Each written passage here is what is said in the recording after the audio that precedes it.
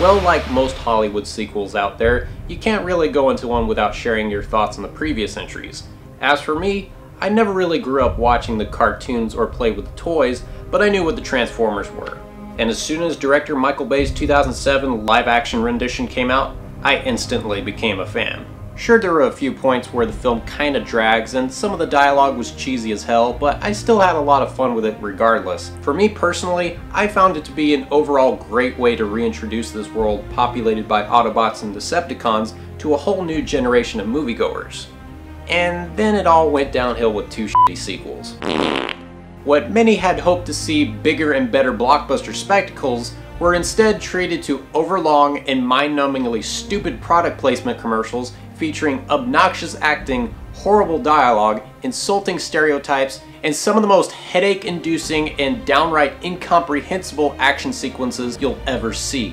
And yet, despite how poorly made these movies were, people still came out in droves to see them, making it one of the most profitable film franchises of all time. And just to add even more insult to injury, we now have a fourth film titled Age of Extinction that is once again directed by Michael Bay and is apparently going to be the start of a new rebooted trilogy. Yeah, it's bad enough that we have a new film out, but it's even worse knowing we're gonna have to endure 2 more of these suckers afterwards. But I digress.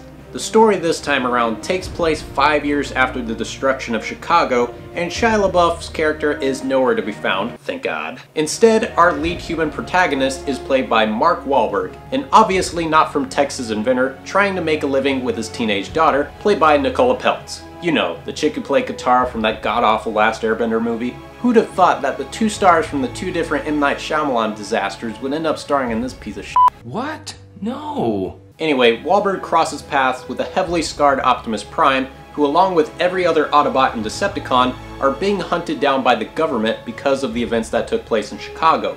And pretty soon, Wahlberg, Peltz, and her Irish race car driving boyfriend, who kinda shows up out of nowhere, wind up going on the run with Optimus and the few surviving Autobots in the hopes of putting an end to this unfortunate ordeal.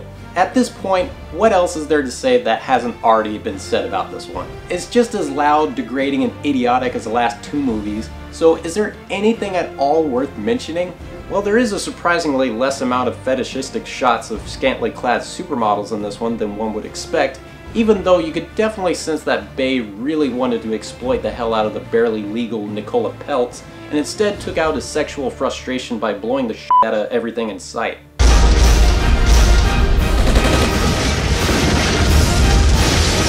Boy, talk about the bad case of getting blue balls.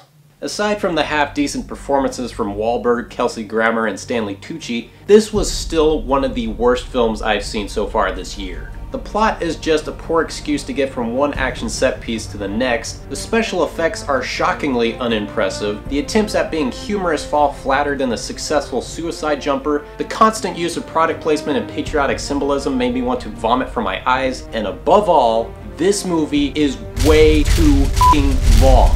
This movie clocks in at an ass-numbing length of 2 hours and 45 minutes, which begs the question, if the studio execs at Paramount Pictures told Martin Scorsese, arguably one of the greatest living filmmakers out there, to trim down the running time for his film The Wolf of Wall Street because they deemed it too long, then where the hell were they when Michael Bay was making this f***ing piece of shit? See, this is exactly why we can't have nice things all the time. We keep giving filmmakers like Michael Bay a lot of this, and in return, he gives us more of this. So on a scale from 1 to 10, it should come as no surprise to anyone that I would give Transformers Age of Extinction a 1. Oh yeah, I forgot to mention, there's Dinobots in this one. Just wanted to throw that out there. And that concludes our show. I'm the host, and I will see you next time on another Midnight Movie Madness.